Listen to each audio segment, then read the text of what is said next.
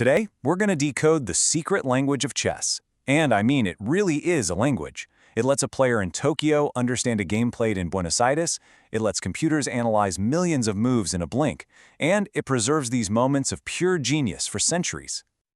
So how do you do that? How do you capture lightning in a bottle? For hundreds of years, chess masters had this exact problem. They'd play these incredible, mind-bending games, but saving them, studying them, sharing them, it was a huge challenge. They needed a way to write it all down. And let's be real. At the heart of it was a pretty human desire to show off a little. This drive to save and share their brilliant wins is what led to chess notation, a system for writing down the moves. But as you're about to see, the first attempt was, well, anything but simple. So let's jump into the first of these two notations. It's called descriptive notation. And while it worked, I guess it was a bit of a mouthful. It literally described moves from each player's point of view, using the names of the pieces and the files they were on. Just take a look at this. This is the very first move of a game, from a chess book in the 1840s. P to K's fourth. I mean, it sounds more like a line from a Jane Austen novel than a chess move, right? It means the pawn in front of the king moves to the king's fourth square. And look at all those periods and apostrophes. Or what about this one? Queen to the king's rook's fifth square with check. Can you imagine trying to follow a fast game with this system? It was so slow, so clunky. You basically had to narrate the entire board for every single move. Now, over the next century, it did get a little shorter. The periods vanished, takes became an X, and two became a hyphen. But even with these little tweaks, descriptive notation had this one huge fatal flaw. The biggest problem was that everything was relative. White's king's fourth square is a completely different square from black's king's fourth. You constantly had to flip your point of view depending on whose turn it was. It was just a recipe for confusion and made trying to analyze games a total headache. Okay, so let's dive into the solution that changed everything: algebraic notation. It had been around since the 18th century, but it took a totally different approach, one based on math and coordinates instead of wordy descriptions. And the core idea? It's brilliantly simple. Instead of describing a piece's whole journey across the board, algebraic notation just names its destination. Every single square gets a unique, permanent name. It works just like a map grid.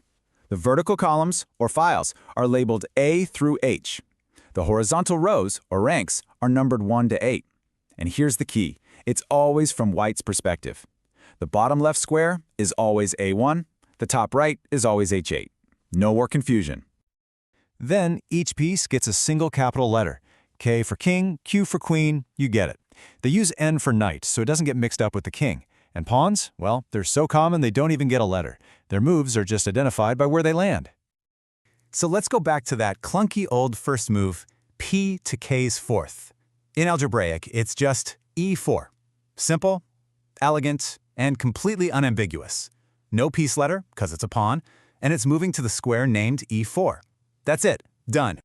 This incredible simplicity, this clarity, it led to a showdown. For a big chunk of the 20th century, the chess world was split, but eventually, the advantages of this new system just became impossible to ignore. And this slide just says it all, right? On the left, descriptive. King's knight to the bishop's third. It's a whole sentence you have to translate in your head. On the right, algebraic.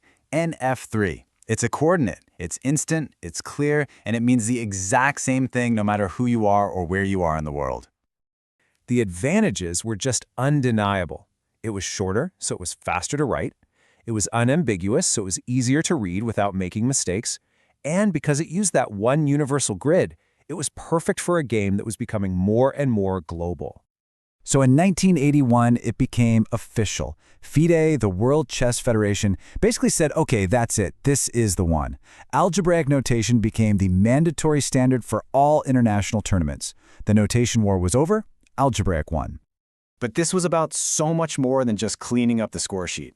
This new standard helped build something even bigger, a truly global language for the game of chess. And to make it even more universal, publications started using what's called figurine algebraic. Instead of a letter like N for knight, they just use a little picture of the piece.